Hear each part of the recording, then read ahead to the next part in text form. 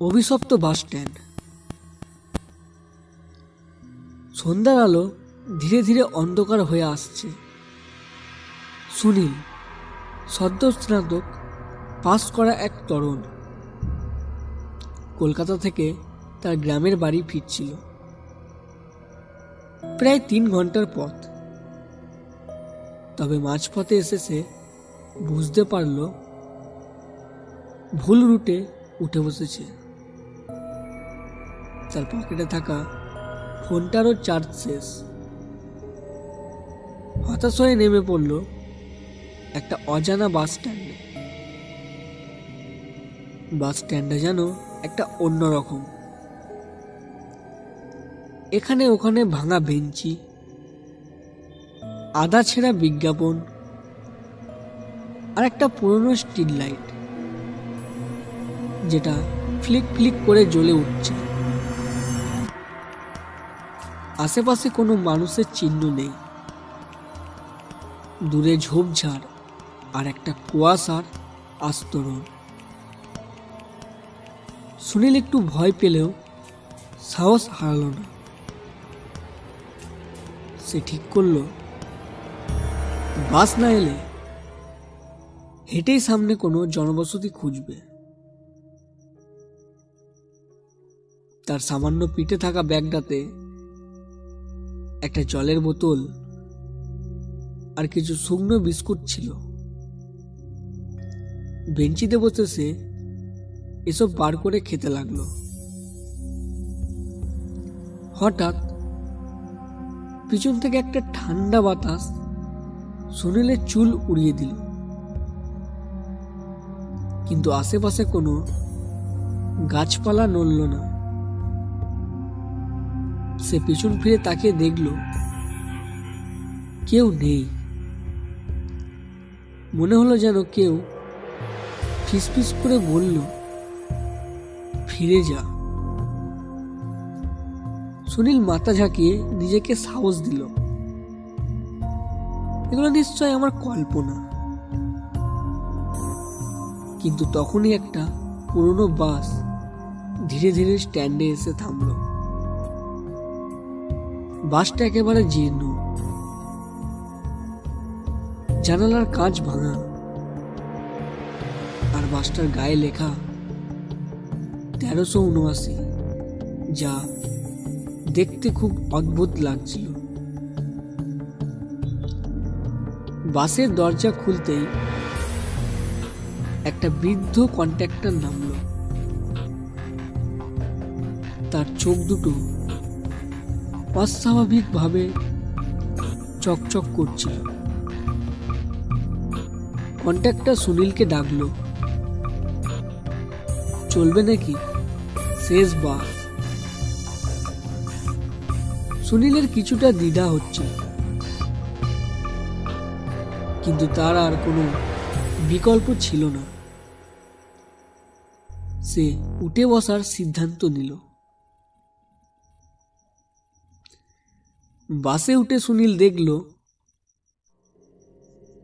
ভিতরে হাতে গোনা কয়েকজন যাত্রী বসে আছে। তাদের প্রত্যেকের মুখে একটা অদ্ভুত শূন্য দৃষ্টি। তাদের মধ্যে কোনো কথা নেই, কোনো আওয়াজ নেই। সুনীল বসতেই মনে হলো বাসের পরিবেশটা ভারী হয়ে উঠেছে। বাস চলতে শুরু করলো, কিন্তু কয়েক মিনিট পর সুনীল বুঝতে পারল বাসটা একই জায়গা বারবার ঘুরছে। সুনীল জানালা দিয়ে তাকিয়ে সে দেখল প্রতিবার সেই একই ভাঙা সাইনবোর্ড, সেই একই গাছ। তখনই তার পাশে বসা এক মহিলা ফিসফিস করে বলল, তুমি এখানে ভুল করে এসেছো। এই বাস কখনো গন্তব্যে পৌঁছায় না। সুনীল ঘাড় ঘুরিয়ে তাকাতেই দেখল মহিলার মুখটা ভয়াবহ বিকৃত। তার মুখের অর্ধেক চামড়া ঝুলে পড়েছে, চোখের মনি উধাও।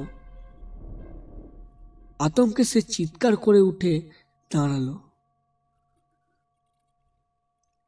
সে ছুটে গিয়ে দরজার কাছে কন্ট্রাক্টরের কাছে বলল, আমাকে নামতে দিন।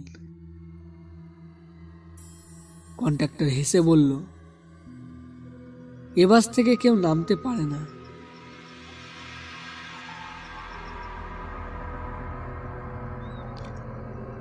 সুনীলের মনে পড়ল তার দাদু একবার একটা গল্প বলেছিলেন এই বাস স্ট্যান্ড নিয়ে। এক সময় এখানে একটা দুর্ঘটনা ঘটেছিল। একটা বাস গাছের সঙ্গে ধাক্কা খেয়ে ধ্বংস হয়ে যায়। সমস্ত যাত্রী পুড়ে ছাই হয়ে যায়। তারপর এই বাস আর তার যাত্রীদের আত্মা এখানে ঘোরে। নিজেকে সাহসী করার চেষ্টা করে সুনীল।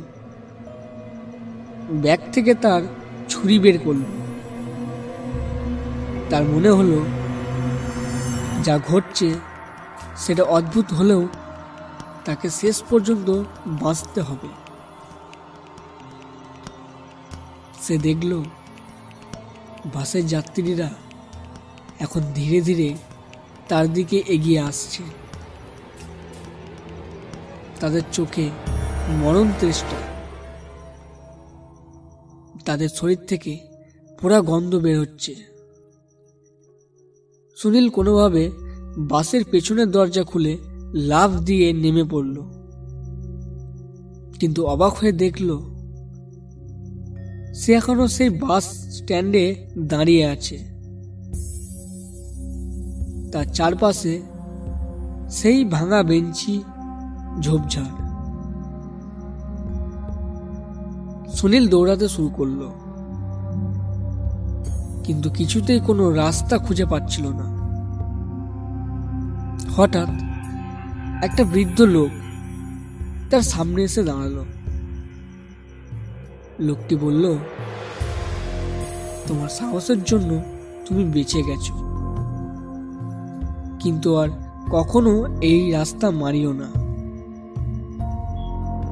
এটা বলেই লোকটি অদৃশ্য হয়ে গেল। সুনীল বুঝতে পারল সে অভিশপ্ত বাস স্ট্যান্ড থেকে মুক্তি পেয়েছে।